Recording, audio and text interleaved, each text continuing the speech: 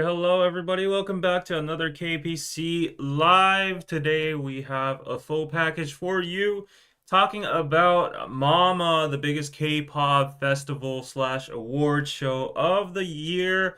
There was a lot to see and be excited about performance-wise, but also there was a special occasion where everyone was very respectful and pretty much toned down their performances and their outfits due to the Hong Kong fire.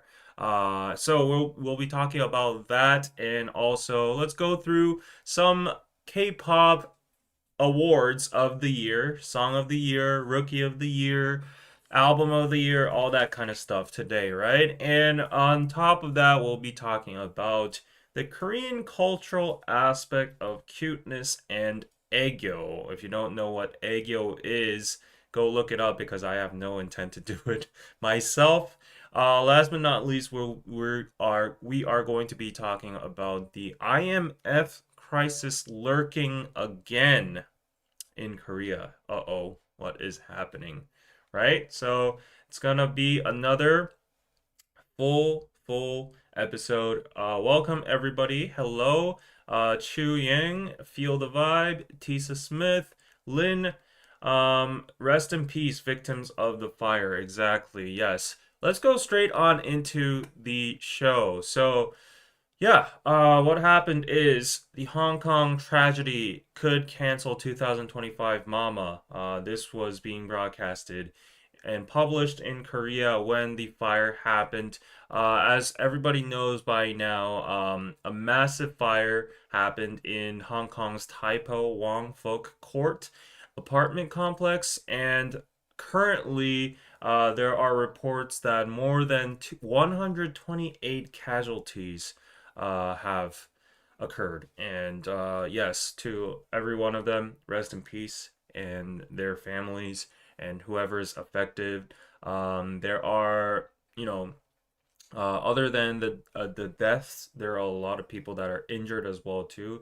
This was a very big fire with about 5,000 people living in the complex. The full scale of the damage is expected to grow even further. Now they have quite extinguished it, but still the aftermath is pretty deadly, if you can see in the pictures over here. Hong Kong issued its highest fire alert in 17 years, level 5. So yeah, look at these pictures. They are devastating, right? They are horrible. So yes, this whole building, this whole complex caught on fire, and it was crazy. Yes, so again, rest in peace and condolences to any kind of loss or damage to the families or people affected. So yeah, going back to the K-pop sector though, like because Mama, which is one of the biggest Korean K-pop year-end award shows, was set to be held in Hong Kong just last week, and this happened. A lot of people were concerned that, should we actually push through with the event in this tragedy? This is like a nationwide tragedy happening. So there were a lot of news discussing whether Mama should cancel or not. However, it pushed through, and there were a lot of news coming out that it will proceed as scheduled. And the production team reviewed the local situation carefully and ultimately decided to move forward with the event. However, the ceremony took place in a more toned down atmosphere rather than the usual festival mood. So yeah, I mean, a lot of celebrities mourned and sent their condolences offline, online. There were a lot of celebrities that paid massive amounts of donations to the victims and to Hong Kong. And I'm about to show you guys what the tone was like, how the atmosphere was like. I didn't watch the whole show, but I saw snippets of it, and definitely the celebrities, the staff, the label, everyone was on consensus on being very respectful and not that much in like a festivity mood. So I think that was very respectful towards the Hong Kong locals and the tragedy itself. It's so sad what happened in Hong Kong. Rest in peace to all the people who lost their lives in the fire. Indeed. Thank you, Rachel. Yes, hi David, thank you for talking about the Hong Kong fire. Yeah, it's hard not to acknowledge what happened because it was such a big event. Um, no, sorry about the word event, incident that happened. And yeah, like such a fire in such scale and the amount of casualties and deaths is just crazy. 128 at the moment. So I hope the situation, if anything, could get better in terms of people who are injured or, still lost, haven't been rescued, the aftermath, the property, whatever. Yeah, hope there is some kind of improvement in the situation. But anyways, as I told you, the K-pop industry just sleeved up and started supporting Hong Kong, stepping up with messages of support and donations. All these big labels, SM, HYBE, YG, JYP, had a joint effort, and all the artists under those labels have quietly contributed as well, hoping to offer even a small measure of comfort during the painful time. So if you can look over here, CJ and Mama, which is the host of the whole show, donated 20 million Hong Kong dollars. SM donated 1 million Hong Kong dollars. ESPA donated 500,000. Rise donated 250K. Six labels under High, Big Hit Music, B Lift Lab, Source Music, Pledis, KOZ Adore donated 500 million totally. And YG Entertainment donated 1 million Hong Kong dollars. JYP 2 million. Stray Kids 1 million. Kickflip 100,000. Wake One million. Zhang Hao of Zero Base One made a separate donation, probably because he's maybe Hong Kongese, Chinese. And the Black Label 500K. I 500K. Idol 1 million win. Jackson 1 million Hong Kong D. CBX 500K, Boy Next Door 500K, TWS 500K, Imshiwan 200K. So this is a long, long list, and there are some celebrities that haven't been covered over here because, as a matter of fact, the king of K-pop, GD, also uh, donated a huge, huge amount of money that I don't even remember the amount. Let's actually look up. Um, 2 billion Korean won, which is 1.5 million USD. GD donated that much himself. That is crazy. So if you can look at all the articles over here for all the artists that donated, I'm really proud of the artists and the labels that stepped up and actually caught the severity and about this incident real time, and they were very swift to change how they proceeded with the event itself. And, like going in more detail about how they were being respectful, if you look at this, this is the MC Park Bo-gum himself, and obviously he was dressed in all black in a very toned down manner. And the ceremony opened with deep condolences from all the artists and fans, and heartfelt prayers went out. If you look at his speech, there was an unfortunate accident he mentions, and we hope that no more lives are affected. Yeah, so let us observe a moment of silence, and they did a little condolence, pause. And yeah, so I think K-pop is definitely catching, like, the atmosphere of what should be done in global terms nowadays, because it's becoming a more global genre. There are fans all over the place, and for this incident directly, it was in Hong Kong, the actual venue itself, so it was hard to be overlooked. But just to give my honest opinion, there was a massive debate on whether they should push through with the event. And I think they made the right decision because even though it is a tragic incident, a huge festival like Mama not happening also affects the local vendors or the workers, the employees, the staff, and the fans, and everyone made their own adjustments, their schedules. So respectively, independently. Uh, regardless of the whole tragic incident. I'm glad that Mama happened, but in a respectful manner, because I think, whoever the employees that were in charge of the implementation of Mama they did a good job in setting the tone and showing their respects. And imagine the amount of logistics and new arrangements the idols and staff would have gone through. Nothing compared to the actual tragedy itself.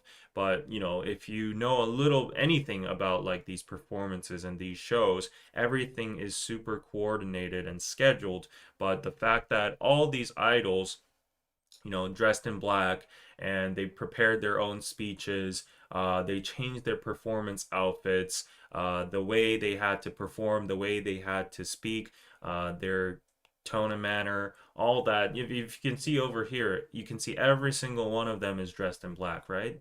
All these last minute outfit changes. Massive, massive respect, right? Towards the victims and the tragedy itself. So I'm glad that the award ceremony went through. The hardworking idols also deserved their awards and prizes of the year for the year. So yeah, all of these people giving out speeches, in a very, very respectful manner, right? Lynn, my sincere condolences to Hong Kong and the victims and their families. It hurts every time you think about it, but we have to soldier on as the ones left behind. Exactly. So last year, actually, when Korea had its own, it was more difficult for the Hong Kong staff, the Mama staff, to, decide whether they push through with this or not. Because last year, if you remember the tragedy that happened in Korea in the Muan airport, um, was it Muan? No, it was yes, it was somewhere where what was that airport? Anyways, in that region, I think it was a Jeju aircraft that just crashed and multiple hundreds of deaths occurred. And because of that, it was probably at the end of the year because I was supposed to participate in a event called SeoulCon and they just canceled it entirely after that event. And I know the actual people that are behind the event. I'm very close with them, and they prepared that literally for a year, if not like at least 6 months in prior. They called every influencer, creator, whatever into Korea. They paid for all that. They prepared the logistics. Rented the venue, set up the booths, all casted like idols for performances, on and on. The list goes on, but that all just got canceled because of the tragedy. And I think that was the right thing to do because the whole nation was in mourning mode. Same with the Itaewon tragedy when that happened. A lot of different festivals and events were canceled. Yeah. But I think, there was a little bit of a time frame for the Hong Kong Mama staff to prepare for this incident, and I think they accordingly um, did well. Yeah. So if you look more into the details, there was supposed to be a Saja Boys collaborative performance as well during the Mama performances. And if you know, like the Saja Boys is referenced from the what do you call them? The Grim Reapers. They are the gods or messengers of death. And honestly, if something like that is going on in Hong Kong, making a performance as the messengers of death, that would be very tone deaf, and they would get canceled, right? So, whoever the idols were that prepare for this performance, bummer. Maybe they can do it on a separate stage on M Countdown or Inkigayo, but I'm glad that they canceled this performance. At least there was a Huntrix Golden performance by Baby Monster and the members. So yeah, there were things like this. Also, yeah, like as you can see, every single one of these idols, they were all dressed in black. So yeah, anyways, the awards pushed through, and on to a little brighter note, let's check out who actually won the awards for this year's Mama. So in a nutshell, G-Dragon swept 4 awards. Stray Kids took Album of the Year, and there were more winners. Down here, there's a summary. So the Taesangs, which are the grand prizes, the most prestigious ones. Artist of the Year, G-Dragon, well deserved, I would say, with his album power and all his charismatic releases. Album of the year was Stray Kids Karma, well deserved as well. Song of the year, Rose, Bruno Mars, Apatu, can't deny that. It's already on a Grammy nominee. And nomination. And fans choice of the year was Hypen. Yeah, I mean Hypen has a massive fan base. I would think this would be very competitive because it's like purely decisive from the fans votes and perspectives. So yeah, I think there would have been a lot of competitors, but congratulations Hypen. And then we have best male artist G Dragon. So G Dragon definitely was, the main character of this show. He stole the whole Mama Award show. Best dance performance, female group aespa. Yes, thank you for acknowledging my favorite group, aespa. Best dance performance for male solo, G Dragon. There we go. Global trend song, Ives Rebel Heart. All right. Best choreography, aespa's Whiplash. Whiplash. Okay. Inspiring Achievement Award, Super Junior. And then I think this was pretty interesting. There was a little bit of a debate on this. Rookie and Rising Artist. So, Rookie of the Year was CORTIS, Hearts to Hearts. So, the fact that they gave out 2 awards for Rookie, which is single, not plural, of the year was CORTIS and Hearts to Hearts. That was pretty interesting. That caused its own debate. People were like, oh, why are they even giving out awards at this point? So a lot of people criticize these year-end K-pop award shows now because they don't want to trigger the fandoms, because like fandoms always fight over who did better, and they pull up statistics of their own, and they go into war mode, and there's a lot of criticism towards the staff, the award shows, and a lot of fan wars and hate thrown to the artist itself too. So it becomes a huge toxic shit show. So these award shows have become snowflakey. So they started giving out massive, and they just like made a bunch of awards, like, I don't know, fans choice top 10, whatever, these kind of new designated spots, just to like evenly spread out awards for all these idol groups so nobody gets left out and everyone's happy with something, right? But I think Rookie of the Year is a big debate point, because this was a bit, this like outside of the Taesangs, the grand prizes, this was a pretty big category because it just showed you who was the hottest debut, who was the new and up, the up and rising hot icon of the year. And I definitely think it was CORTIS. I don't have any objection with CORTIS being selected. Hearts to Hearts, quite honestly, I don't know a lot about Heart to Heart, other than the member Ian, who is pretty viral on the internet with her, like, her viral challenge on TikTok. But a lot of people were like, oh, SM kind of paved their way in for Rookie of the Year. So, yes, basically appease the masses. But yeah, congrats to all the winners this year. So, for Rookie of the Year, though, there was a big debate on whether it should be CORTIS or All Day Project. And before you get triggered, let me give you some context, right? So, I, as a person who casually listens to K-pop and follows the news and sees a little bit of the landscape, All Day Project is actually killing it in Korea. So, let me get this straight. They aren't very big as a global presence, I would say. And if you look at their album sales, which is probably the factor that, threw them out of Rookie of the Year, where while they were, nominated and talked about a lot as a strong contestant for Rookie of the Year, their album sales were pretty low.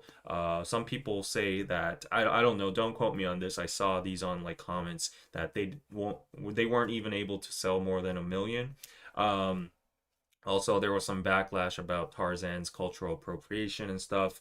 Um, but regardless, I do have to say that domestically in Korea, All Day Project is like the group. They are recognized so much. My friends, regardless of gender or demographic, everyone listens to All Day Project nowadays. Like Famous and their new song One More Time is actually pretty good. It's been on repeat on my speakers as well too. And a lot of my guy friends listen to All Day Project too. Maybe because it's a co-ed group or whatever. But Teddy actually delivers good songs. So there was a big debate on the internet and a fan war between Cortis and All Day Project whether who is going to win. But I definitely stand on Cortis's side because I know that Cortis is super global, super popular. I lean more towards Cortis because their songs are crazy. The album was crazy. Um, yeah, just with Go and Fashion, great songs. Their geniosity, uh, they're just like musical prodigies. Like if you actually look at the Mama performance, um, one member starts off like making the beat himself, like just sitting in the middle of the whole stage. So I definitely agree with Cordis. I think they are the next big thing, as I've emphasized in my past live streams. I don't know what you guys think, but definitely a big group in the making. Heart to heart, hatuha, as Koreans say. I don't know that much. Well, I guess if you had to pick like a female group and boy group at the same time, I don't know if this was a tradition. I don't recall, having two Rookie of the Years. Or if you're like a K-pop expert that follows all these award shows and memorizes all of them in the back of your head, please let me know if there were always two Rookie of the Year awards given out. But yeah. Anyways, Cordis and Hearts to Hearts. I agree with Cordis, right? Yeah. Never heard of Heart to Heart either. The only thing they were super popular about was the nuisance they caused in the airport when they were going through and there was a lot of like there was a whole traffic jam and people collided into like the security guards, and the security guards were being very rude and shouting at the crowd and stuff. So they got a lot of criticism for that. And other than that, I don't know a single song from them. Um, uh, but in contrary, I know songs from Cordis and All Day Project, right? Um, Maybe Annie's family is buying views to support All Day Project. No, I don't think that's the case because I can verify around me people actually really like All Day Project, and there were a lot of people in being salty in the comments saying like, "Oh, what a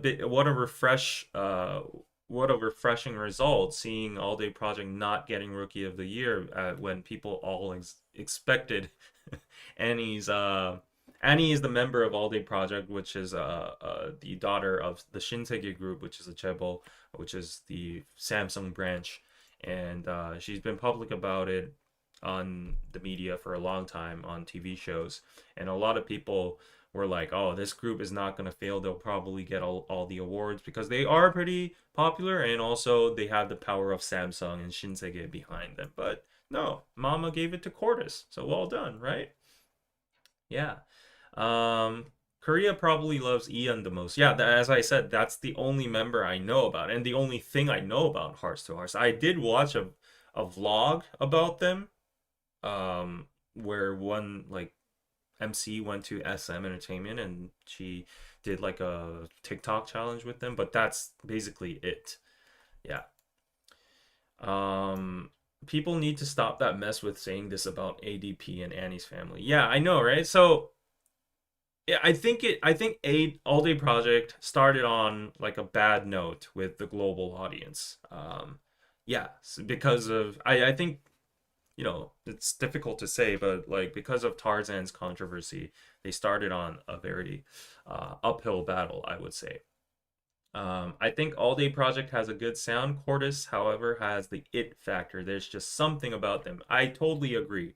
I totally agree. I think they are the next, BTS figure in hype. They could be the next big thing. The future of K-pop is Cortis. Yes, I totally agree. And they're like only 16, 18 years old or something like that, right? Mm-hmm. Yeah. Okay, so before we go on, please like and subscribe and comment to this live stream. There are only 36 likes, which is pretty sad. Anyways, to go on with the list, favorite rising artist was Isna. Okay, fans top choice male and hype and rise, Stray Kids, Zero Base One, Baekhyun 17. So they're basically nominating every group out there. Baby Monster, Hearts to Hearts, aespa, Idol, Irene, IU, Eyelid, ITZY, LE SSERAFIM twice for the females group related awards. Global Performer IVE, favorite male group Boy Next Door, favorite female group IVE, Worldwide K Corner's Choice, Zero Base One, favorite Asian artist JOY, breakthrough artist All Day Project. Okay, they got something here, right? Telasa, favorite global artist and hype, and Olive Young K beauty artist, Hearts to Hearts. Okay, there's more special awards down here. So yeah, music visionary of the year, Netflix's K-pop Demon Hunter, best OST K-pop Demon Hunters. Yes, Visa super stage artist TXT. So yeah, go check this out. There's a good summary here on all K-pop and this video over here. So yeah, did you guys enjoy the Mama performances? Let's skim through a little bit of what happened. So yeah, as I told you, Apatu won Song of the Year. I think it's well deserved. Rose wasn't there physically, but she gave a speech on the screen. I wonder if she's going to be able to win a Grammy this time. Maybe. I think there are high chances. So winning the Mama Music Awards, if anything, might add good steam to good tailwind for the Grammy selection. Maybe, I don't know if there are any Academy members that actually value Mama or the Asian award ceremony scene. So yeah, there's that. And also, the competition was really fierce, so congratulations on winning Rookie of the Year to CORTIS in Hearts to Hearts. Congratulations, yes. Yeah, there's Hearts to Hearts for you and CORTIS. So just to look at some of their performances, this is CORTIS. Why CORTIS had to win Rookie of the Year. There we go. Look at that performance. Yes. I love their style too. Great performance. And the fact that they didn't perform without, they performed without back dancers and made the stage look full just by themselves is crazy, right? Yeah. There's so many positive comments about them over here. No backup dancers, right? Like that was the most like standout thing I recognized. Yeah, immediately. And of course there was G-Dragon. So he was the respectful king of this year. He had multiple outfits that were all black. Yeah, so he did like multiple performances. And that's a beatboxer that collabed with him. Look at all these black tone outfits. So people said it was like a GD concert. I really envy the people who got to actually attend to the Hong Kong Mama this year. I was there like 2020 something, yeah. And it was fun back then, but wow, I wanted to go to this one. Yeah, right? And yeah, this was a little cute moment of GD getting the award with Bar together, a very famous Hong Kongese actor, well known in Korea as well. And he was very happy. He was getting teary. He was being very cute, which is going to be the next topic of today. But yeah, hopefully next year he can come back on stage with the Big Bang members. That would be amazing. Yeah. Last year, I remember him on a stage with the Big Bang members, right? Like with Taeyang and Taesung. Yeah, I remember that. They did Bang Bang Bang. Was that Mama? Wow, time flies. That's crazy. But anyways, GD got the power. The power, yes. GD was super subdued. What does subdued mean? Is that a good thing? New word of the day. Uh, press way down. Okay, they're to reduce the force of something. Okay, I don't know. Cortis was amazing. Yes. Stray Kids. Mm-hmm. With Karma. Yeah. Love Cortis. Just popping in to say hi. I miss y'all. Um. Okay. Yeah. Tarzan and the Braids. Yes. Mm-hmm. I stopped watching Mama since Big Bang and BTS are not performing. Well, we got GD though, right? Hmm. Okay. I heard rumors that Top might rejoin. Do you think that's true?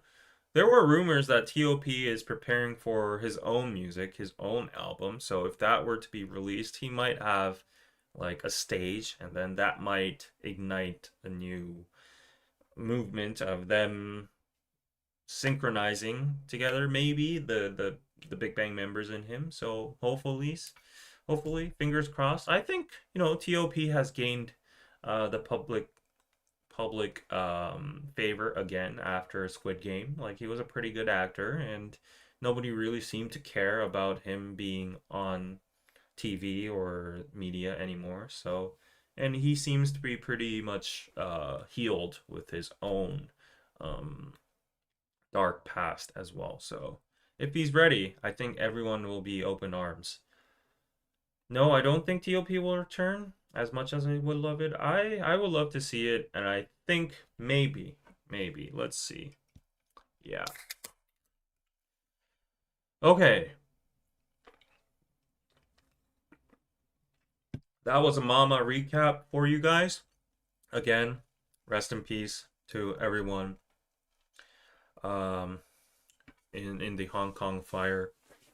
And um yeah, if you can help the victims or in any way, yeah, please do, like the idols did, as they're being idols to a lot of figures. So yeah, all right. Let me know what were your favorite acts and performances in Mama in the comment sections below. And yeah, as we saw GD acting up all cute and stuff during his award ceremony. Today, I brought an interesting topic. It just popped up in my mind because I was making the fake podcast with Danny. If you don't know, we've been uploading like shorts on DKDKTV, just random stuff. And one of the topics that occurred is like a long living topic. It's been debated for over uh, the existence of the K wave because it's a very unique culture. But like you saw GD acting all cute, right? Like, but a lot of people would argue why is he acting like that? Because when he's a grown ass man. So the cutesy culture or the Aegyo, that's what we call it in Korean, is a little uncanny to a lot of people or cringe on the Western realm. I don't know. What do you think? Let me know what you think about the cute vibes of Korean culture or the Aegyo itself. But yeah, I thought it would be worth talking about a little bit on today's live stream. So yeah, I brought it. And also, it ties to something I need to talk about. Yes. Cute. Okay. You see the silence over there.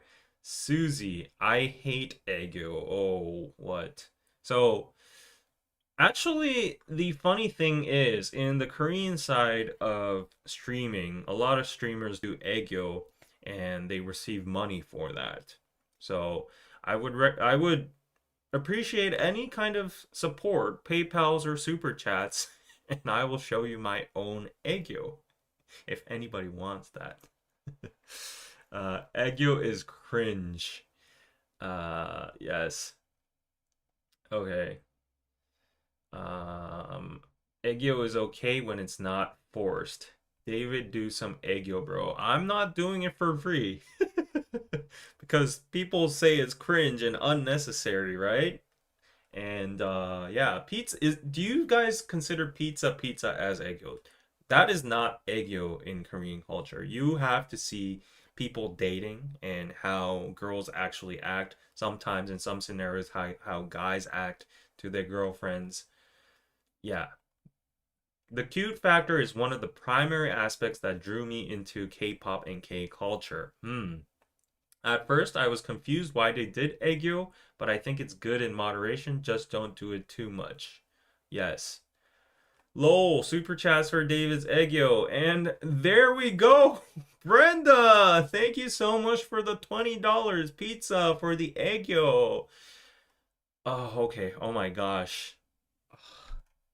I said that, but I wasn't prepared. Oh my gosh. Okay, so I have a good reference sheet over there. So let's look at what AU looks like yeah, from celebrities. So yeah, these are some pretty little versions, cute versions of the idols themselves doing a little bit of Aegyo. It's coming from Lee Jong-suk, BTS Jin, Jennie, and Ma Dong-seok, which is like the most random guy to do Aegyo. So let me follow them a little bit. I can't. Bling bling. Heart. Oh my gosh. I want to die. Oh shit. Okay, I'm sorry. Finger heart. Love beam. Pyororong. Oh! I don't know what I'm doing with my life. If I ever have a son, this is a message to the future son I have. This is how hard your dad hustled to get your diapers and feed you and put a roof above your head. So, yeah, let that sink in.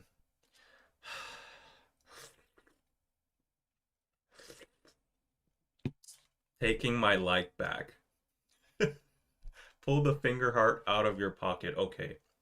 Yeah, this is actually what a lot of people do.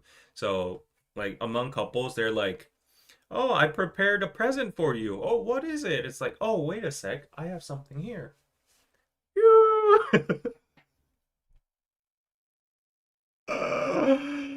Okay, lol, that was cute. Okay, sorry you feel that's cute.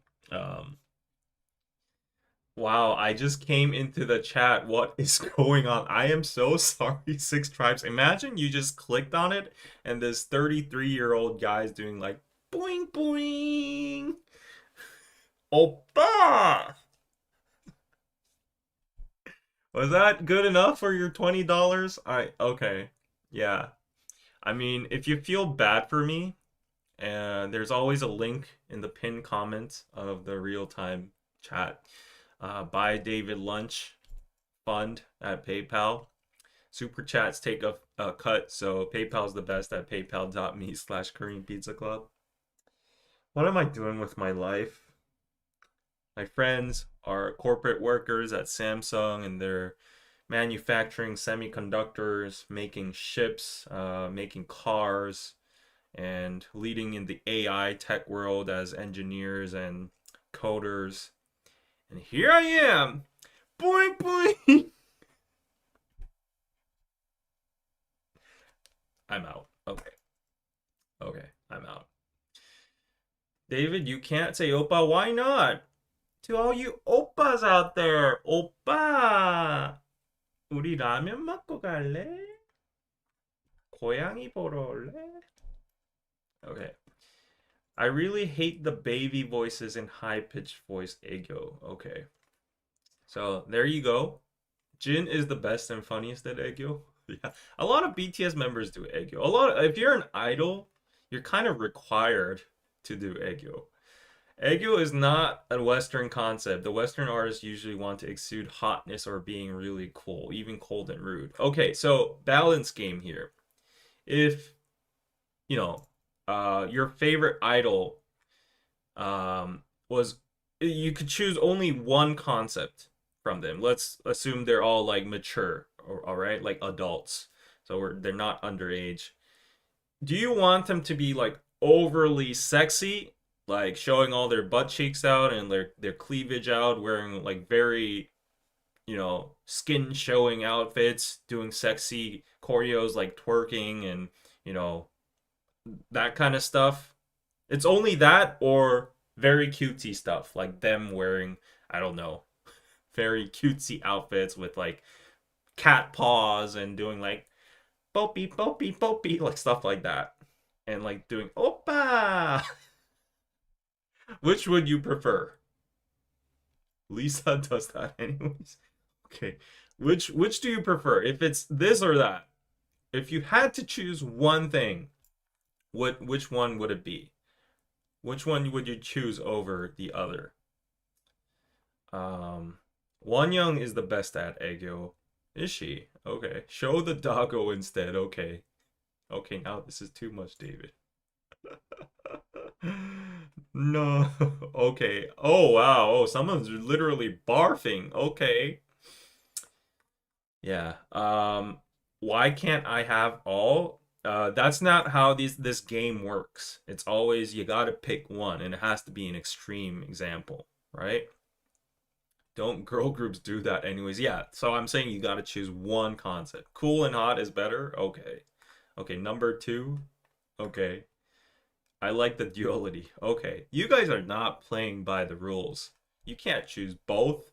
Aegyo, cuteness, right? So see, you know, cutesy has its own party. Like, sexy, there's like, yeah, you can have that from the Western artists, right? So we have our own realm over here. And there's a little difference between the Aegyo scene in Korea and Japan as well. Like I think in Asian cultures, I don't know about Southeast Asia, but at least for East Asia, um, there's a big Aegyo culture over here. In Japan, I think it goes a little bit further than Korean Aegyo. Yeah. Okay, so let me tell you a little bit about Aegyo and the psyche behind it. So going back to this, you can see a lot of people, like from the idol scene, does Aegyo, and the definition of Aegyo. So for like the newbies over here, I don't think anybody's a newbie, but just in case someone's tuning in and they're new to Korean culture. So Aegyo is a deliberate expression of cuteness or charm, often associated with Korean popular culture, which encompasses vocal nuances like baby talk, mispronunciation, stuff like 우리 뭐뭐 하장 instead of 하자. So normally I would say stuff like 우리 밥 먹으러 갈래? 밥 먹으러 갈래? That would be like the Seoul accent of like do you want to go eat something? But in like Aegyo, someone would be like 우리 밥 먹으러 갈까? Something like that, okay? That's how you do it.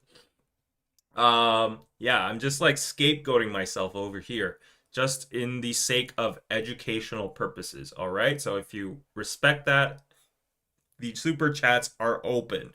So there are verbal cues, gestures like finger hearts, facial expressions, acting all cutesy, and it's the word aegyo itself to dissect it. It's rooted in the Chinese characters for love and beautiful. So e is a Chinese character for love. In Japanese, it's I as well too, and gyo is like beautiful, and kyo is more like it means beautiful, but the action of beautiful. So like there's a word called kyote. It says like if someone is doing kyote or kyote를 부리다, that means someone's acting very like elegant and beautiful, like a crane or like a bird or swan that's like in the pond or whatever, and she's kind of like attracting or uh, luring the other partner. So something like that. So you got the vibes, right? It's a little bit of love, cutesiness, and beautiful vibes. And it's associated with youthfulness and childlike qualities. An example is like aegyosal. So what aegyosal is, if you look at my eyes, I don't think I have aegyosal, but like you see these little eye bags. For some reason, if they are fat and thick, a lot of people think it's cute or you look younger. So a lot of Korean plastic surgery hospitals provide that kind of procedure, and a lot of people actually get it. So yeah, some people have big fat lumps. I call them caterpillars, but yeah, they put stuff inside your eye bags and yeah. Anyways, that's called Aegyo sire because it's Aegyo fat or whatever that is. Right? So if you go on, like it's normal for not only idols, but anyone in the media scene or just like if you're a boyfriend or if you're a girlfriend, it's kind of like somewhat expected to a certain extent. You know, nobody forces you to do it, but it's like actually a good tool to kind of melt down your partner's heart. So, for instance, when I was in a lot of fights with my ex-girlfriends, either they would use Aegyo to kind of unarm me, disarm me, or melt down my cold heart. Or I would do the same to my girlfriend. Like if I were late, obviously, happens all the time. If I were late to the date and she's being like, "You're always late. You know what? I just want to go home. Like I don't feel like going on a date today." And I'd be like, "Oh, don't do that. Oh, I'll do good." And like pull her, clothes a little bit and act a little cute. Like, "Oh, you know, stuff like that." Okay, let's go eat good hamburgers. It's gonna be fun, right? Look at me, ha! And she'd be like, and then oh, let's go. That's how it's usually used as a weapon sometimes. So I hate my life, but that's how it usually is. So you got to see that even when some people are doing it, they feel embarrassed themselves. So they do not really think it's that their identity genuinely, and they're not acting cute because they want to. It's like a method, right? So if you look at some examples, this guy is probably like nearing his 60s. He's Kang Ho-dong, and he does Aegyo on TV. Yeah, he used to be a wrestler, a Korean traditional wrestler, a Shirum athlete, and now he's doing this. So the most masculine figures out there can do Aegyo in Korean culture, right? So it's pretty wild, and the purpose and function of Aegyo is actually to convey affection and playfulness. I think that's the right word. You're being like playful, and trying to like um yeah, obtain whatever your agenda is by being playful. It's like teasing the opposite person, and it functions as the social tool to seek someone's favor, win them over, or elicit the desire in others to assist and protect the seemingly innocent performer. And it helps in alleviating tensions and navigating social rejections with the goal of pursuing social harmony, right? And it can be used in various relationships from romantic partners to maybe even superiors at work. So I know it's kind of disgusting, but if it goes vice versa, it's disgusting. But for like subordinates who are younger females, sometimes they know they're cute and beautiful, right? And they know that these lonely, miserable, young 40 bosses that have no happiness in their life and their wife is always nagging them in their house and they're tired of taking care of their kids. Like when a younger girl is being very, very cutesy to them, they're like, oh, they kind of get moved, and it's as I said, it's kind of disgusting, but like some girls I've seen in the workplace actually do that to win points or win favors over from the bosses. They be like, 아, 부장님, 너무 젊게 입으셨어요. And they would like kind of like suck up, or if they want something, they use 애교 like little touches like 아, 부장님, 왜 그러세요? Like stuff like that. They would laugh in a certain way, look at them in a certain way, and like a cute look. And then this old man who's miserable, he'd blush and his ears would get red, and he's like, okay, your request is granted. So, yeah. Um, Jesus, what have I tuned into? You've tuned into K-drama 101. K-drama romance can start with friendship. If we do Aegyo out, if we do Aegyo to out boss, we would probably get fired. That's funny. I don't know, but like if it like I know the situation is kind of disgusting, but if an Asian girl were to be in Western culture and the boss is like, let's say, a white guy in his like 50s, and she slowly goes up to the boss and kind of does like a little bit of like a physical touch on his shoulder and say like, "Hey boss, I'm kind of feeling under the weather today, and blah blah blah blah. So could I take a day off? I promise I'll do better the next day," or something like that. Or can I go to the hospital real quick? And she pulls her Aegyo cards out, and she she's like making eye contact with him like in a very cutesy manner with like a high pitch. Maybe I could see some scenarios where the boss is like, what is this girl doing? But still, like, she's kind of cute, not gonna lie. He would think she's flirting, right? Yeah. And he would get into the wrong mind and maybe, yeah, grant her a wish or something. It would not fly in most cases. Well, in Korea, it works. Yep. My God, you must be kidding. No, I am not. You look at a lot of dramas, and there are a lot of Aegyo scenes in corporate, yeah, settings. No, that is not going to work in Norway. That touch would be very inappropriate in the US these days. Yeah, but I can imagine, I don't know, for some reason I just see maybe it being able to fly from females to males, but from males to females, that would definitely be sexual harassment and like, yeah, that guy would definitely go to HR immediately.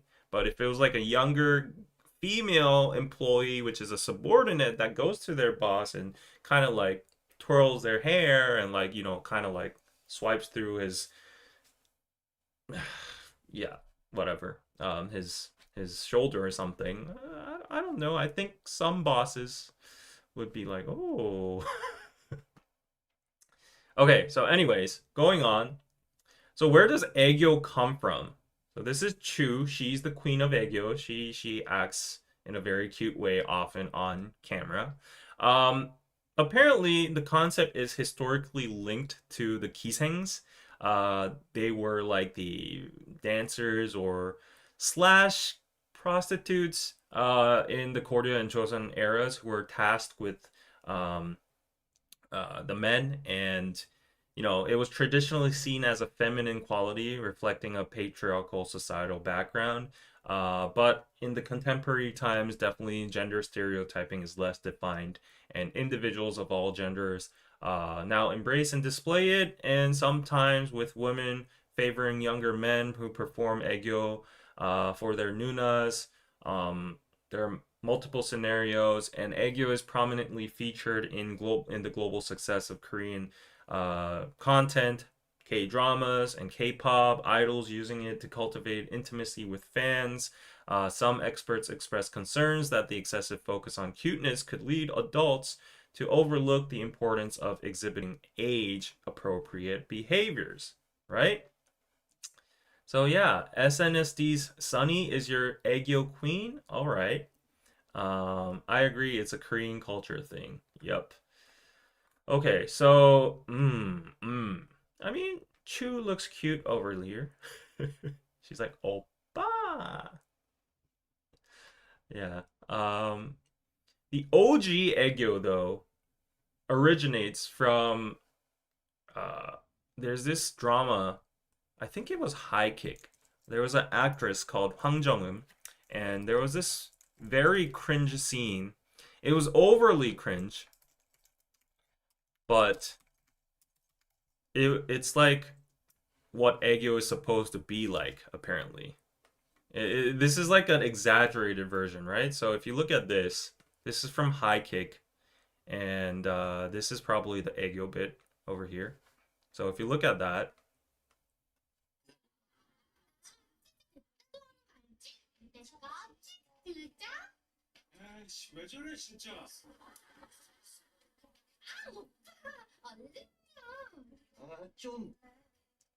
So stuff like that. So she see how she's pronouncing oppa like oppang like and like cheese as cheese. So this is like the legendary Aegyo scene from High Kick.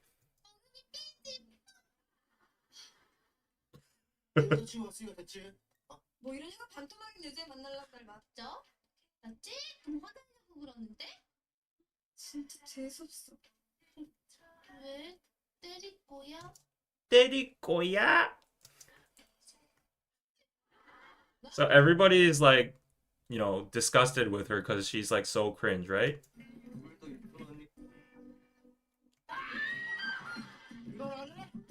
So anyways, there are a lot of Aegyo scenes like that in K-dramas. And there's also Moon Chae-won's Aegyo. That's very legendary as well too.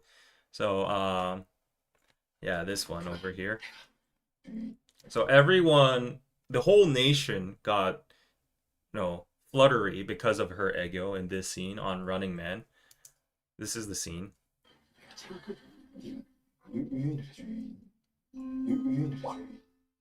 Yeah. So that short scene, yeah, chopa.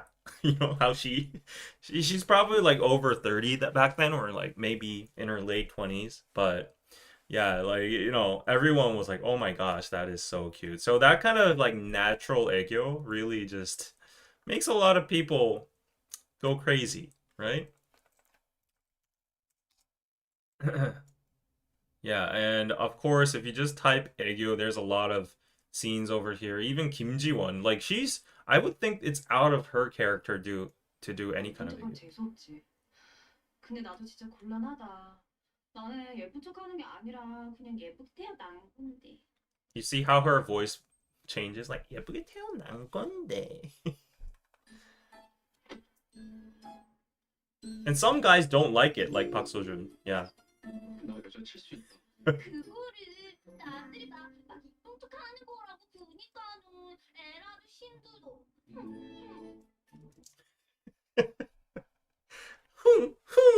힘들어. You see?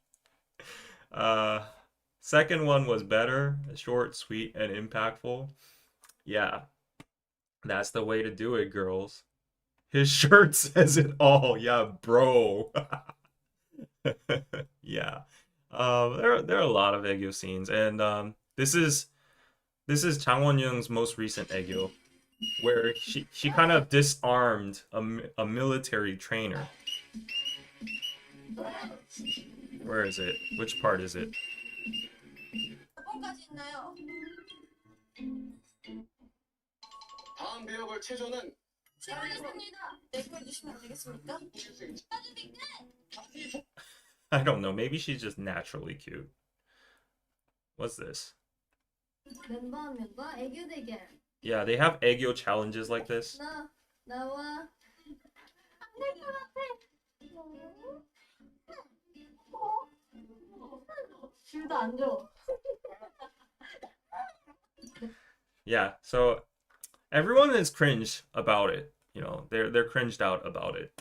So we don't really see it as a norm. All right. So yeah, that's how it is. Anyways, that's a little introduction about Aegyo if you don't know what it is. But I think there is an underlying factor in culture in Korea more than the Aegyo aspect. I think, you know, cute things in general is a little is favored.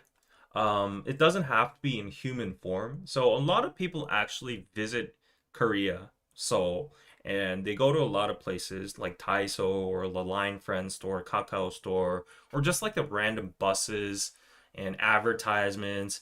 And a lot of people just state that everything seems to be pretty cute in Seoul. Did you ever feel like that? Because like I never noticed it before I actually heard of this perspective. But if you actually compare Korea and its atmosphere to anywhere else in the world, in Europe or the United States or in Southeast Asia, yeah, I do think there are a lot of cutesy stuff in the streets as like in characters or whatever it is. So like there's this very interesting YouTube video I found, and it actually shows the perspective of a foreigner in Korea, looking at all these random cute stuff over here.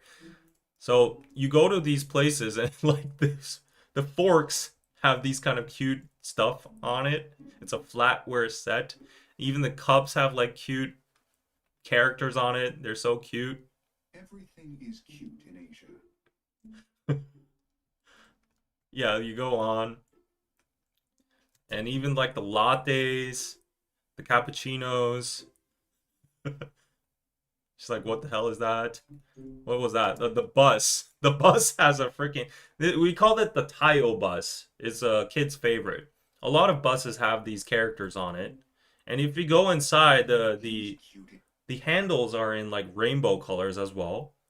And even the no smoking signs have like this random cute emoji on this bus. So I never realized that these things are meant to be cute and they're all over the place before I saw these kind of videos from foreigners. And like these, like, do you think this is cute? Like these characters for the construction? Like it's like, we're so sorry because we're under construction. this is like cute. And like even the police signs are cute. Like this is our official police mascot. He's called Podori. So yeah, like the police should be a sign of authority, right? But this is how Koreans draw the police. Obviously, if you go to Line Friends, there are a bunch of characters inside, like all of these stuff in Kakao stores. Like Koreans love using emoticons in Kakao Talk. So we'll actually use so many different kinds. I think we have like thousands of emoticons on Kakao Talk we can use to describe situational conversations, and most of them are super cute, right? So if you go on, like, I don't know, like the lipstick jars or the cases look cute. The bed sheets look cute. The cups and everything. So yeah, that's pretty interesting. It would be seen as immature, not cute. Okay. Yes, cute. Okay, yes, very. Okay, you guys all agree that, cutesy is everywhere, right?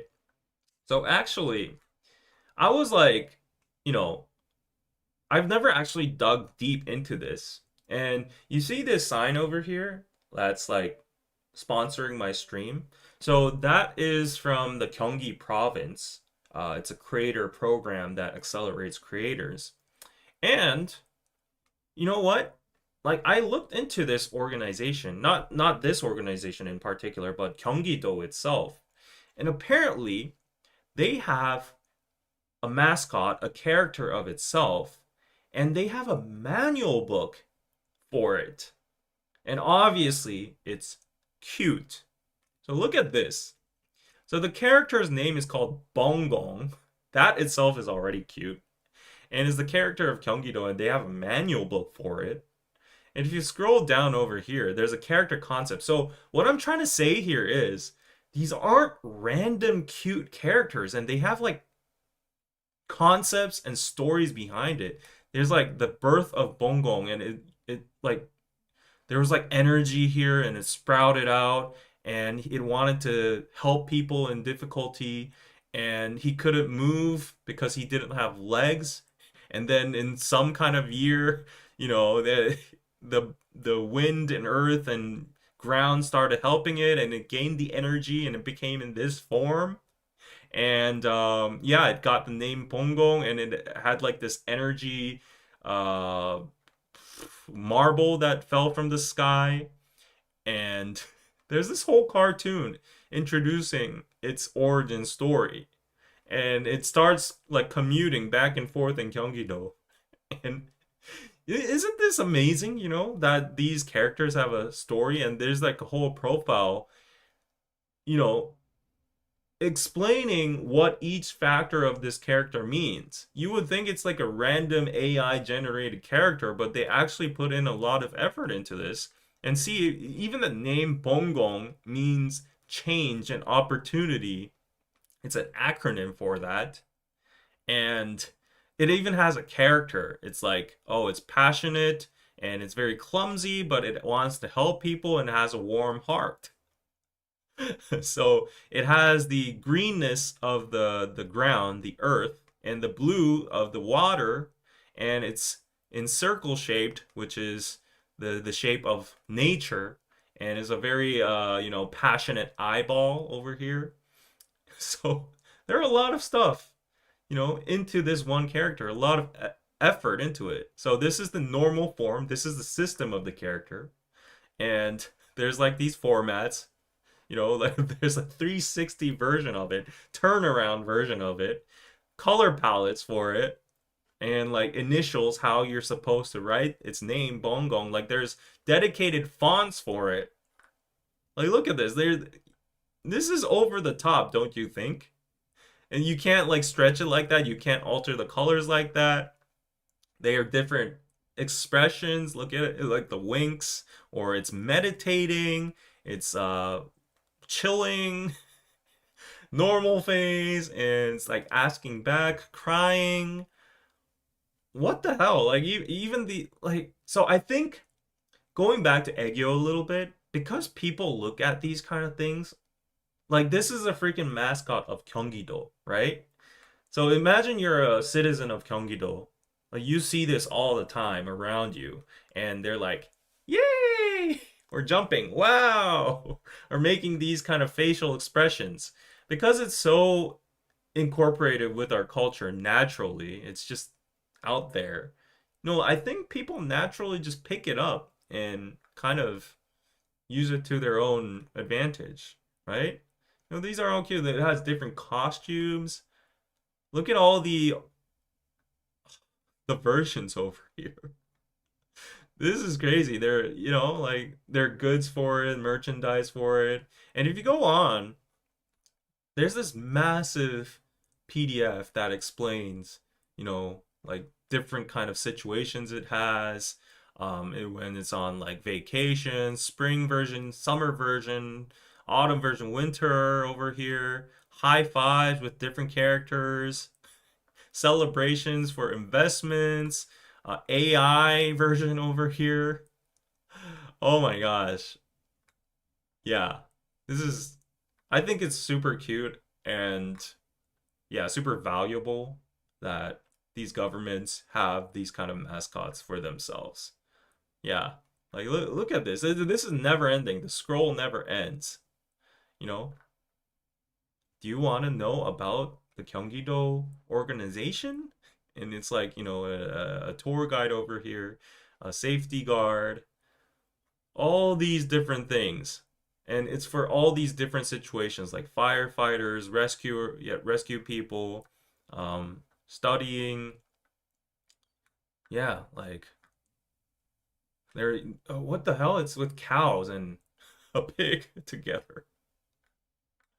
And there's a 3D version of it too. So I really think, when it gets to being cute, Korea really is on the next level. I've never just noticed it before people pointed it out. And like if official government branches like Gyeonggi-do or the police department are making characters like this and just spreading it all out there. If like the city buses are plastered with little eyeballs that make the buses cute, then if you're a child growing up in Korea, you naturally just get to absorb that kind of behavior or what you see around you because everything's cute. So I think that definitely psychologically affects a lot of people.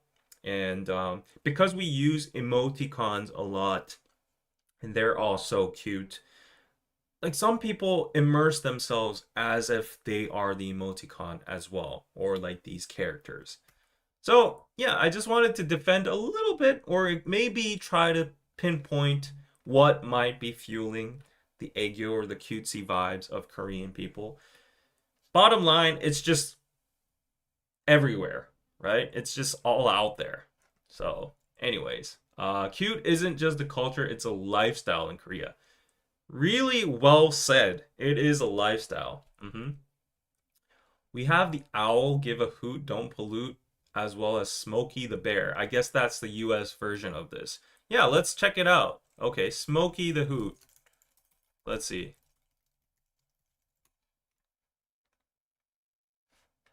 Okay. This is kind of scary though. Okay, okay, I know it's meant to be cute, but why does it look kind of scary? Like this too. Okay, maybe Koreans are better at making cuter stuff. Oh, oh, oh, all right. Okay, these are kind of scary. Why does it look like that, like, scary Duolingo owl? You know the Duolingo owl, is it?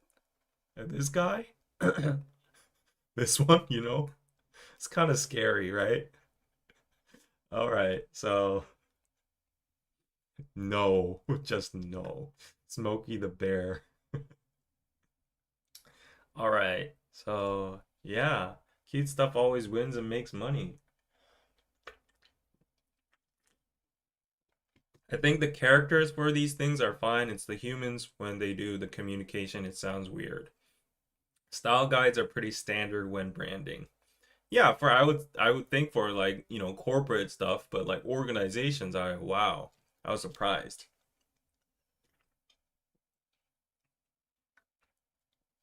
I don't know how you guys do this about those cute and interesting stories.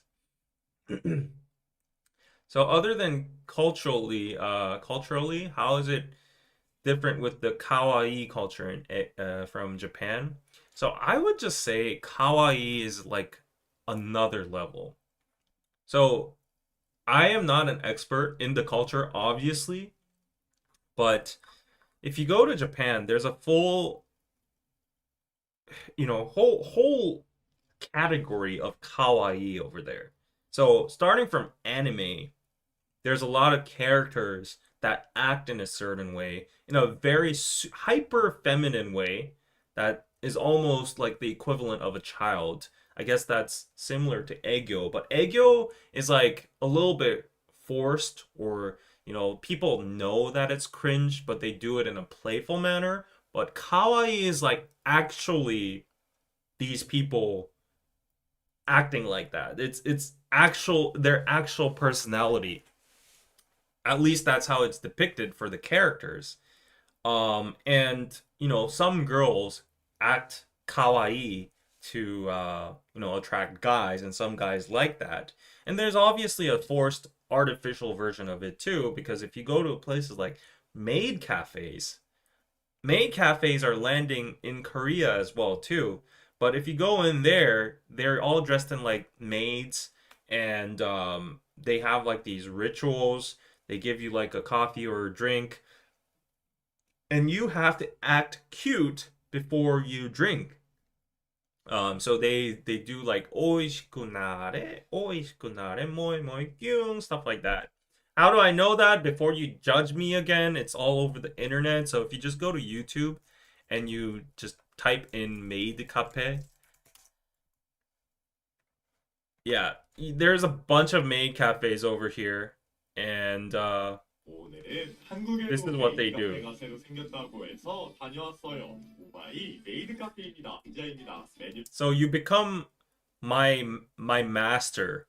You become their master, and the drinks are called potions, elixirs, and to drink you have to do this. 이렇게 해야 합니다. You have to do nyang nyang to order, 먼저 오므라이스랑 체력 포션 그림도 그려주십니다. and they draw Doraemon on it, obviously. 그래야 하는데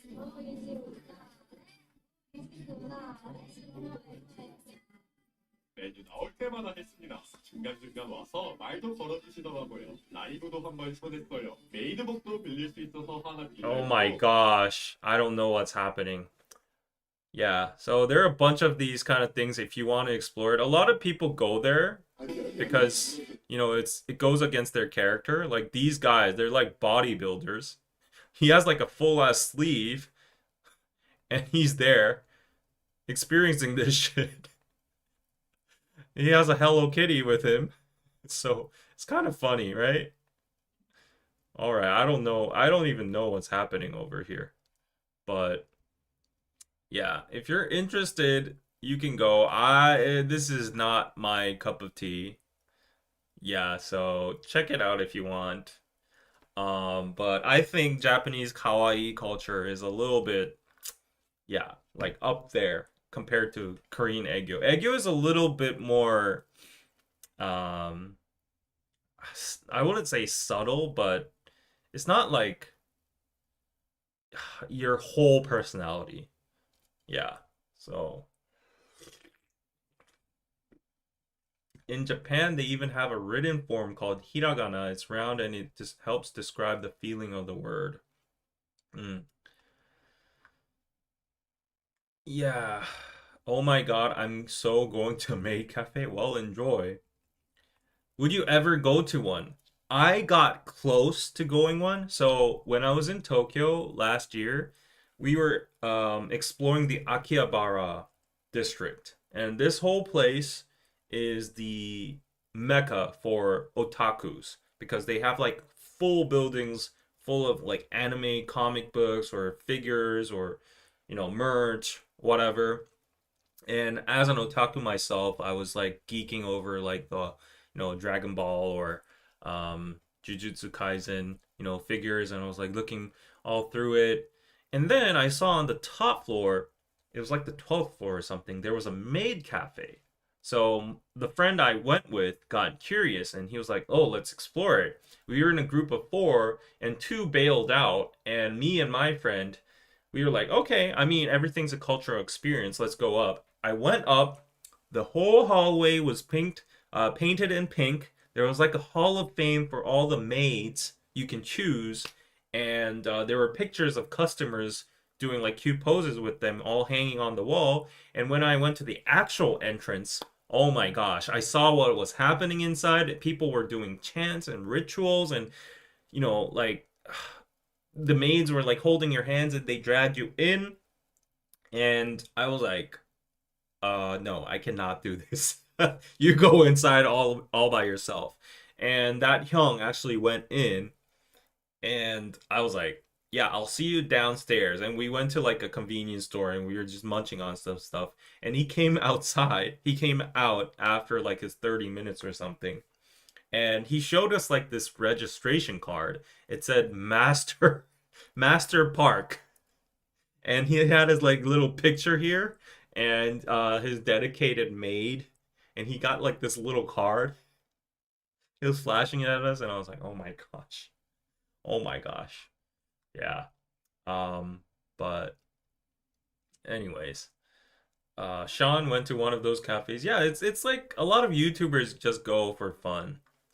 But anyways, that's the cutesy aspect of Aegyo, and yeah, similar kawaii culture. Kawaii means cute in Japanese, by the way. But yeah, if you want to check it out, you can be like this guy over here. Like you can see, yeah, you can taste that omelet rice. Hope you have fun. I personally don't want to go. All right, so let's go on to today's last segment. A little bit of society, social news over here because this is very important. Yeah, so I want to give you some information always about Korean culture and history. And this one is tied to the current affairs and what's happening in Korea. So Americans or anybody who's willing to come to Korea, I will tell you, now is your time. Because the exchange rate is nearing 1,500 won. The real value of the Korean won is at its lowest since the financial crisis. It is literally crazy. Koreans are losing their minds, and we have an expression saying that the Korean won is melting. It's literally melting. If you look at the Korean won versus the dollar right now, it's corrected a little bit, but let's see. Let's go to neighbor and I'll show you the one versus the dollar.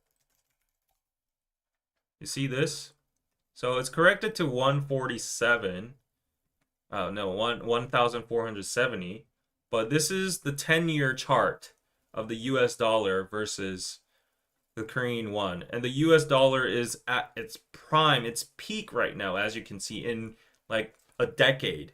So if you were to come to Korea at this point, everything would be like technically on sale.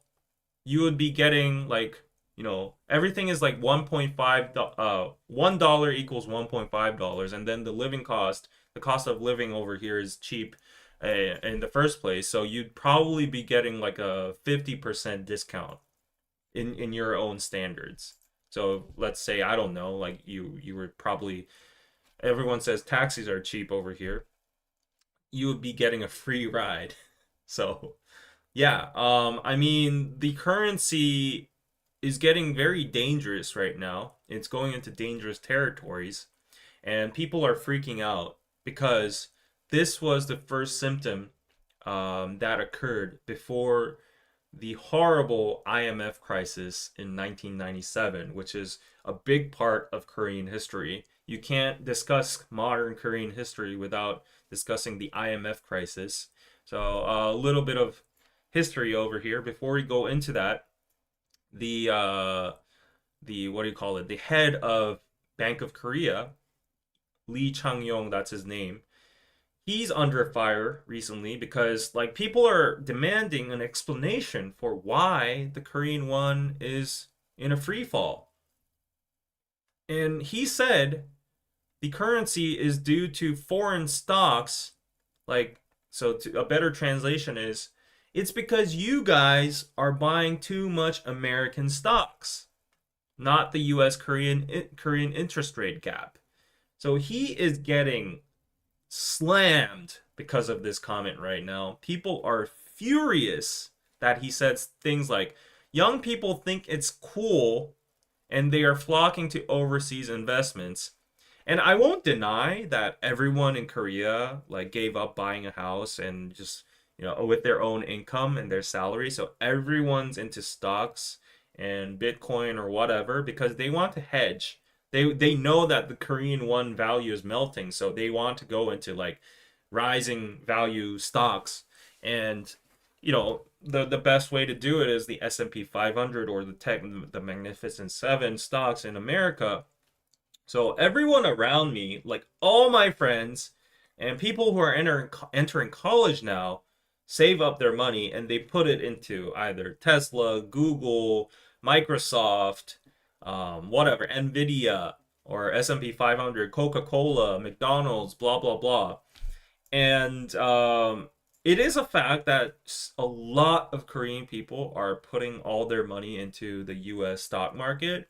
But if you look at it in the grand picture, and there are statistics out there actually just saying like how much the actual amount of money that is, at the end of the day, these people are retail investors and they're using their chump change and their savings to go into the US stock market. So that single-handedly just doesn't explain why the Korean won is plummeting. So this is actually concerning too, because in the IMF, this is actually mirroring the IMF crisis, because the first thing was the Korean won started to crash, the dollar started to soar like crazy, and then the government was starting to give out bullshit reasons such as, oh, it's because our citizens are traveling overseas so much, they're changing the Korean won into dollars so much and they're spending it all overseas. Oh, it's because you guys are consuming luxury items so much, you guys are buying like foreign goods. So they were kind of gaslighting the normal people back then during the IMF crisis, and that was like the second symptom before the whole crash came. So yeah, right now we're on full alert mode here in Korea. So for you guys though, it's the best time to come, honestly. So take that advantage. I think the dollar is going to be high for at least another 6 months or so. Some people say this is the new normal. It's going to be like this for probably a decade or something like that. People like me actually is benefiting from this because all my income stream is in USD. I get it from YouTube, I get it from PayPal, I get it from my freelance job in US. And yeah, for me it's good because like even if I get $1,000, it's like the worth of $1,500 in Korea. I get that extra $500 and purchasing power if I'm living in Korea, right? So it's actually good for me, but on an individual level, but it's very concerning on a national level.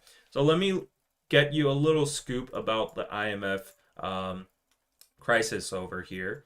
So I prepared a little thing over here. So yeah, what happened is, so this is called the IMF foreign foreign currency crisis. That's the full name. And in late 1997, Korea, it was like skyrocketing with its economic miracle, but it hit a financial wall. And the main problem was, as I explained, that which is mirroring today's state, Korea run out of usable US dollars in its foreign currency reserve. And it wasn't possible to pay back short-term international debt. Like countries have debt too, right? So the won value plummeted and it hit nearly 2001 per US dollar back then. It was previously kept stable by the government because the government tried to use its our tax money and like its reserve to stabilize the Korean won versus the dollar, but then the government didn't do a good job in that, and the bookkeeping was it was so lazy that by the time they realized that they were out of dollars, the crisis just hit. So that happened. So right now, I explained it's 1,500 versus $1. Back then, it soared up to $2,000. So that was the peak, right? And the crisis was caused by a few different structural failures, not just panic. So when this IMF crisis happened, there was massive chaebol debt. So what you're seeing right now is references from back then on the news. All these companies are pretty well-known companies, and you see Hete over here, Sangbangul, Daewoo. All these were chaebol companies. We had quite a few chaebols back then, and these huge Korean conglomerates, they borrowed excessively in foreign currency to fund overly aggressive expansion, and because they didn't have any dollars left, it just went bankrupt. A lot of companies went bankrupt, and Korean banks were very weak and relied heavily on short-term foreign loans to finance these chaebols' risky adventures and expansion. So the entire system toppled down with the rapid withdrawal. There were bank runs, and people couldn't get their money from the banks because, I don't. If you're financially illiterate, you might not know about this, but banks do not secure your money 100%. So apparently there's like this minimum amount, like percentage, like 40% or 30% of whatever the bank gets from you, and they save in physical amounts of money in their reserve, and then the rest of the money is given out as loans, or they're doing business. They're getting interest from the people, and they're loaning it out to companies, and they're using it for investing and blah blah blah blah. So when a crisis like this hits, and everyone's like, oh, they see the news and they're like, oh shit, the Korean won is going to trash. I need to pull that money out before it becomes actual trash. So they go to the banks and they request like, oh, I have this much in my account. Can I please withdraw it? And the bank says, we don't have that money. And people get like into panic mode. It becomes super chaotic, and that's what a bank run is. So that happened a lot during the IMF days. People couldn't get their money. Companies couldn't get their money. Employees weren't getting paid. Companies filed bankruptcy. And so that happened, and it made a huge domino effect to the point where Korea faced national bankruptcy, and it had to seek a $55 billion bailout from the International Monetary Fund, aka the IMF, and it was the largest IMF loan at the time. So basically, our country failed. It was in debt, and it was bankrupt. So that means, like our country does not have any economic strength to sustain by itself. So it was very, very fearful times back then. Everyone started losing their jobs, so there were mass layoffs. Companies and banks were forced to downsize drastically. Unemployment tripled in 1998, and it pushed many people, including former members of the working class, into homelessness. And a lot of people ended their lives. They threw themselves off bridges. Yeah, so it was very, very dark times.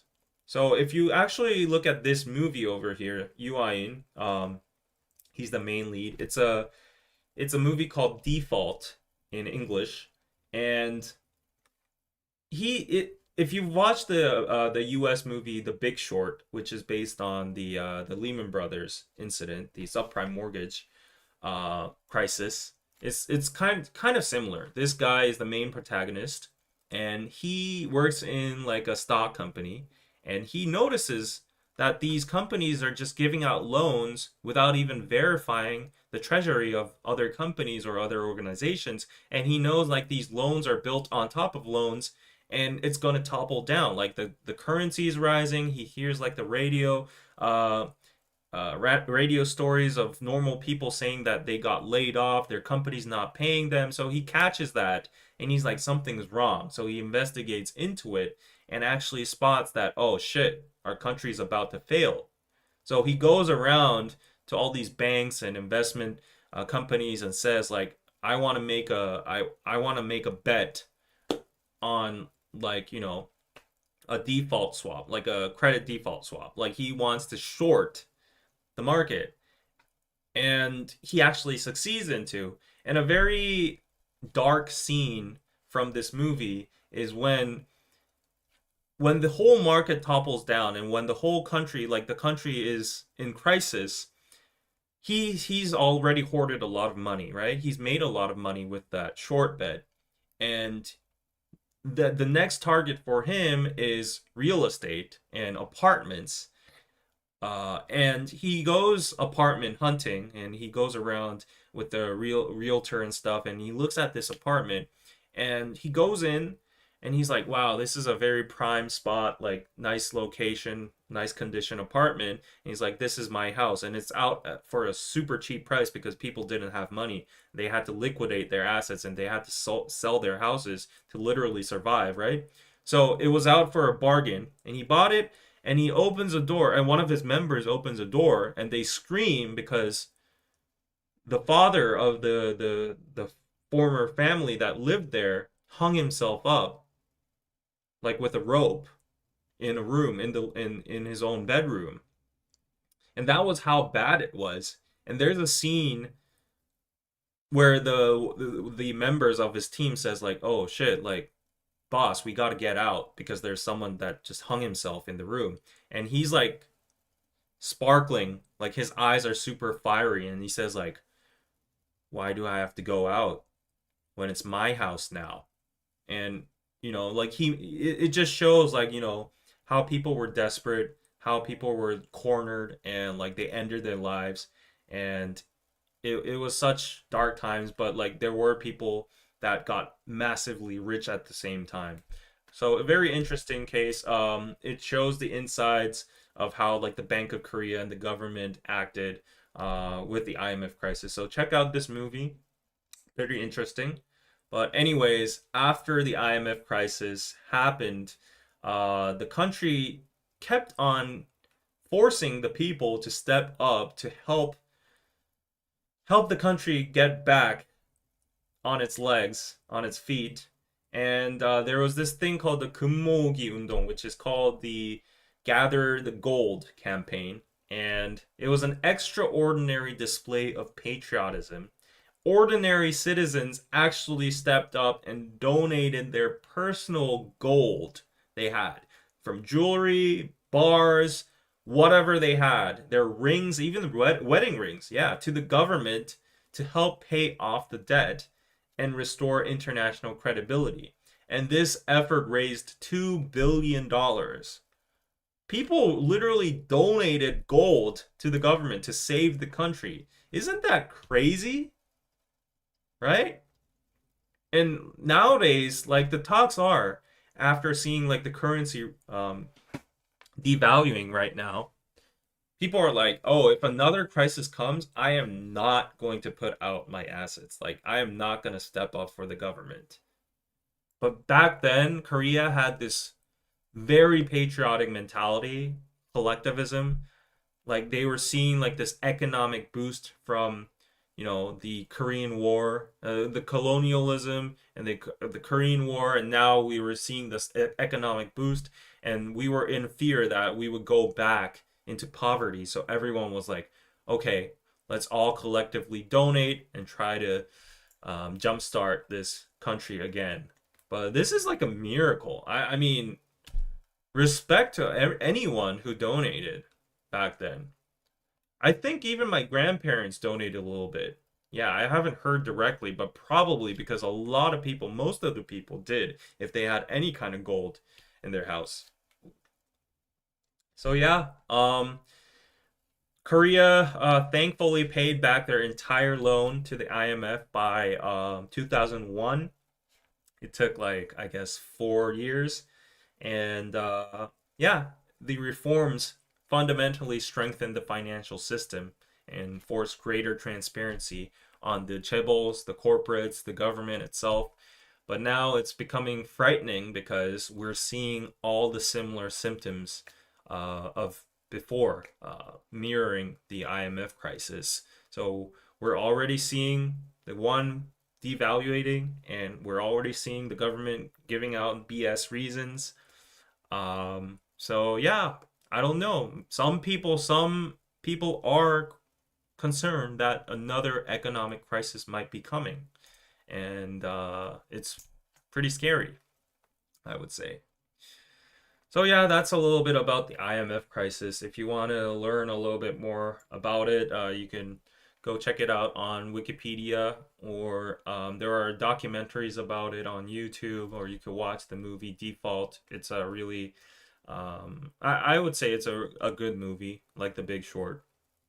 hmm I wonder if the people who donated their money are okay today, or are they suffering? I guess it's case to case, case by case, but yeah, it wasn't like life threatening or anything. Like people donated what they had as excess.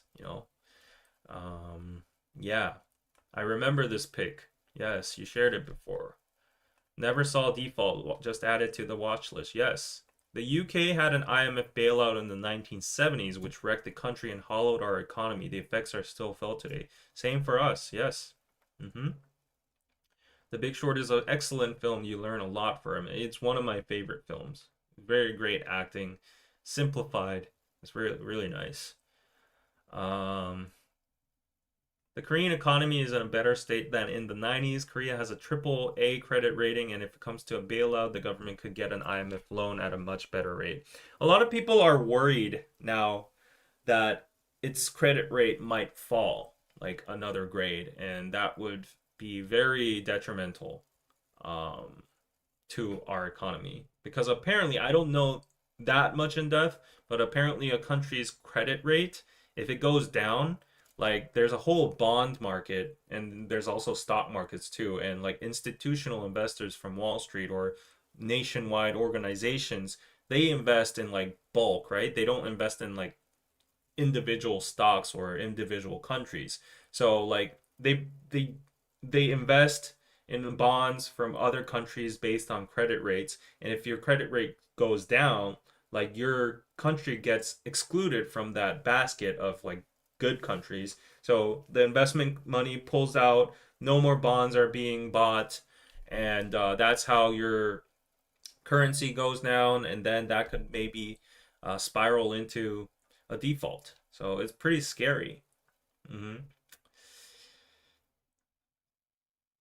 Yeah. Would the foreigners visiting and spending money over there help or not? Absolutely. It would definitely help, but I would say it would be minuscule though.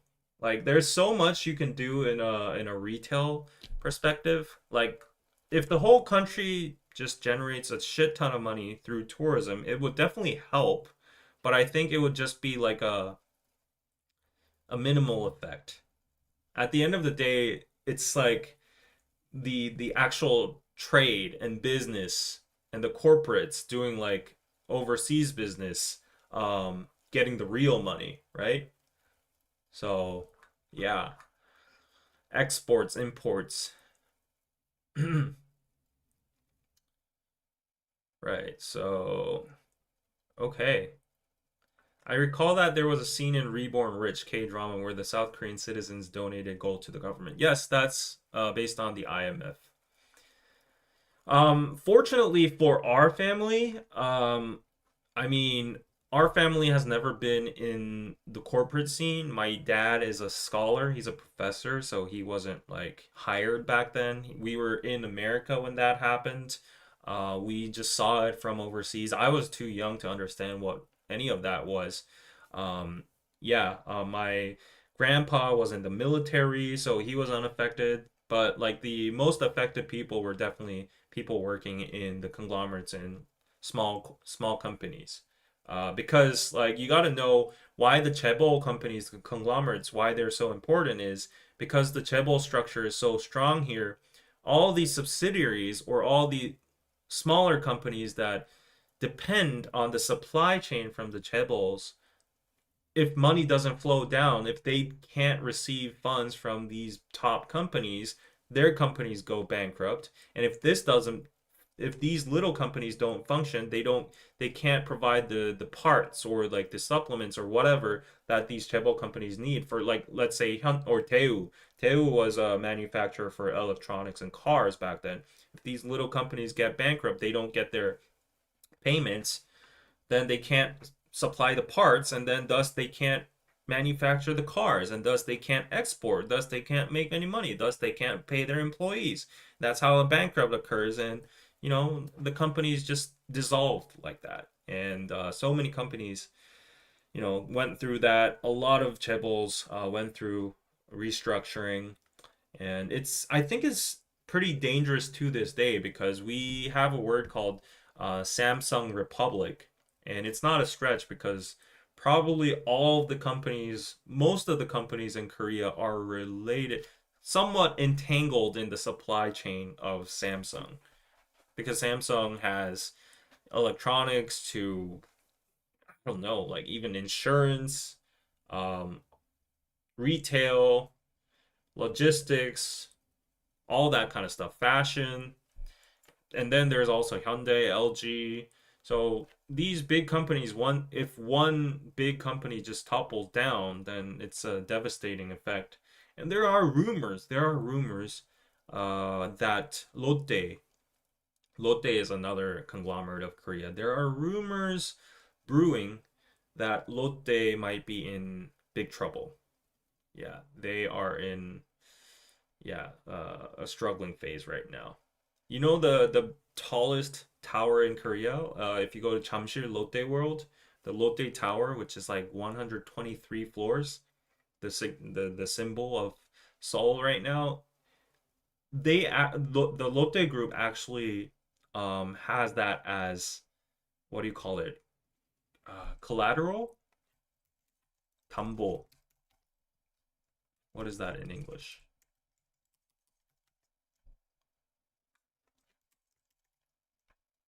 Pawn? Collateral, yes. Yes, the Lotte Group has actually put that out and has that as collateral. So that is not a good sign. Anyways, yeah.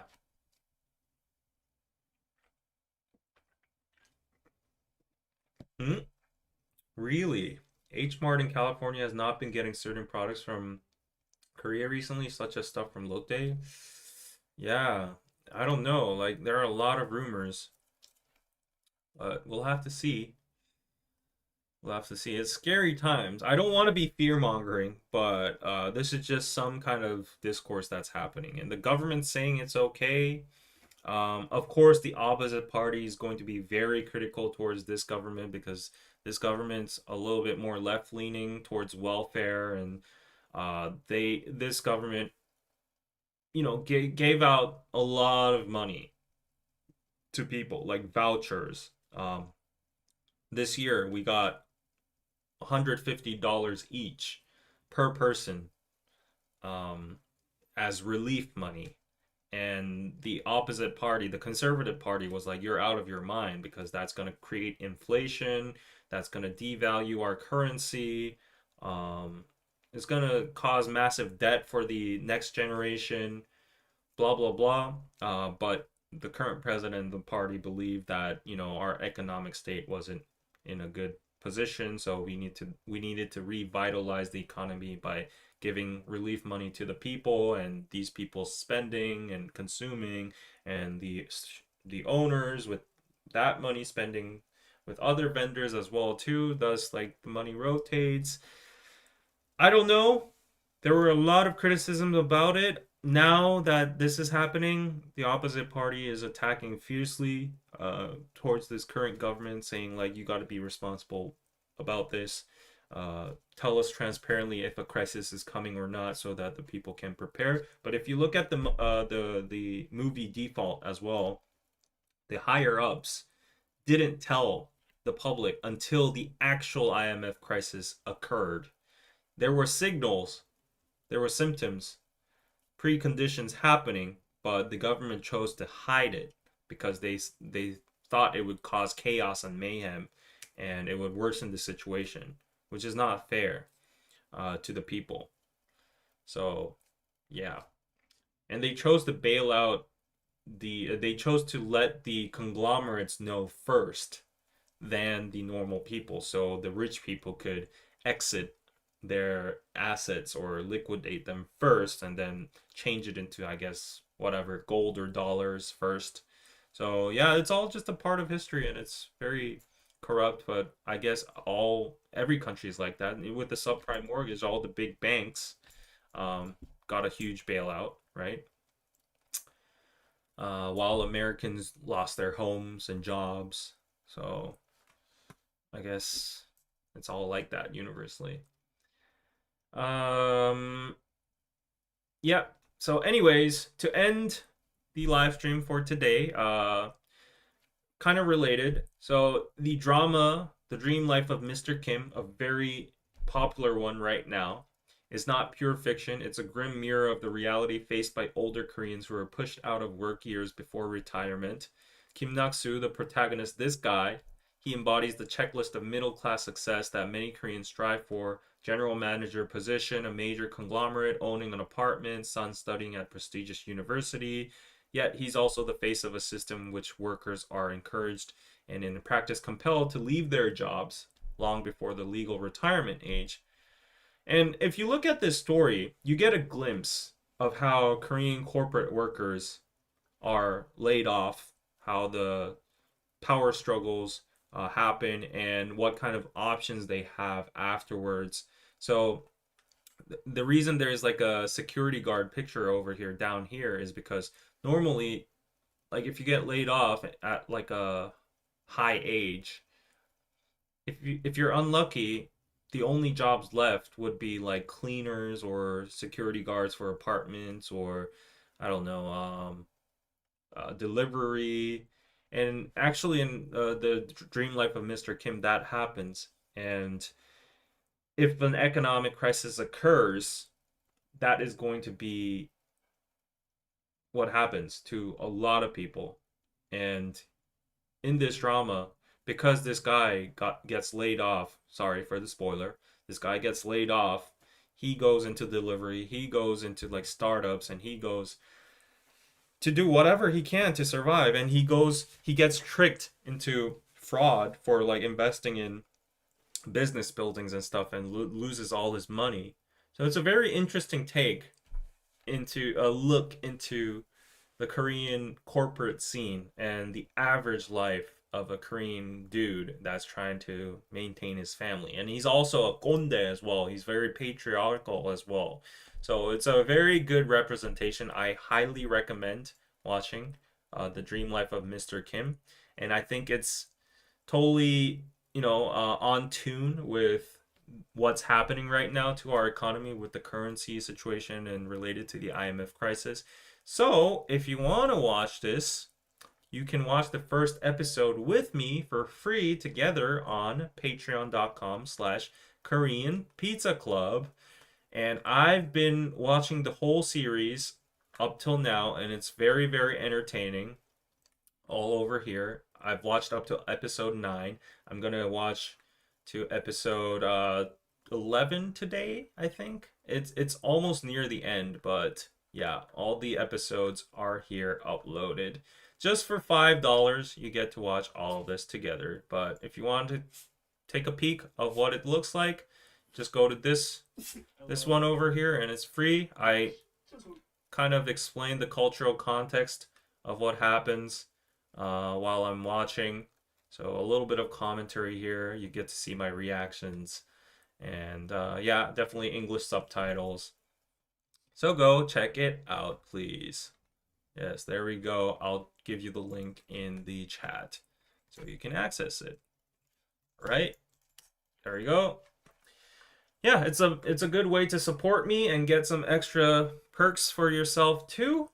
And yeah, I have other than this, you can access my whole archive of watch parties. I've completed the S line. There's also another watch party for a movie called 84 square meters, which is like the standard size of an apartment here.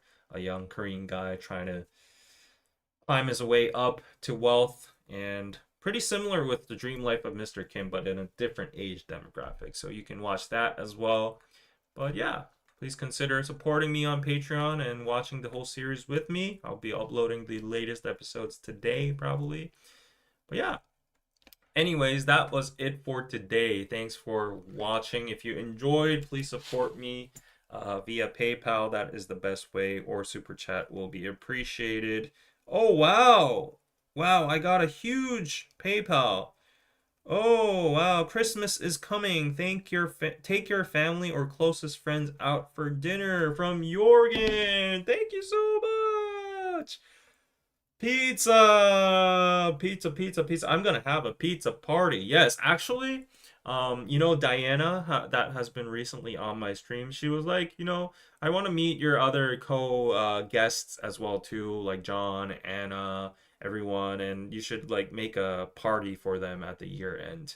I bet they're all busy with their own occasions, like I guess boyfriends or I don't know, family. So Christmas isn't really hugely celebrated here, although like there are Christmas trees all around the place. It's mostly like a couple holiday, but yeah, maybe if I can treat them with some stuff, yes, I will do that. But thank you so much for the huge PayPal, Jorgen. Thank you so much. Pizza. All right. So, yep, appreciate you guys tuning in. Leave a like before you go. That doesn't cost anything. Leave a comment about whatever you want to say about the content today. If you've learned something, if it was educational, if it was informational, yeah, anything. Or your thoughts about the Mama awards. So, yeah. How about a New Year's party? Maybe, yes, maybe. On stream, maybe. Let's plan something great. All right. Yes. Good night, all, and I will see you on the Patreon watch party. Okay. Okay, guys. KPC pizza party. All right. So have a good night. Have a good day, and I will see you guys next time. Bye bye.